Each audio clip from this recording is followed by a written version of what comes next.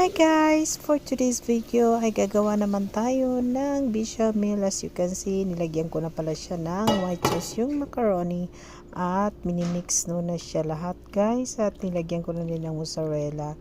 Then after that, nilagyan ko na rin yung niluto kong chicken with mushroom. At syempre nilagyan din natin ng bell pepper. At yan na nga guys, so kukunin ko lang yung sauce ng white sauce ng bechamel at ilalagay natin sa ibabaw. Ayan, so mix ko na yan siya guys, nilagyan ko lang ng butter at meron din siyang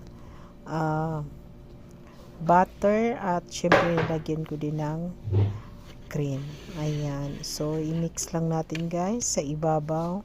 So i-flat lang natin lahat para malagyan siya ng white sauce. Ayan.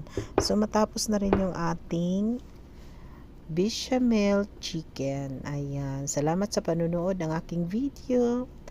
Thank you everyone and God bless you all. Bye!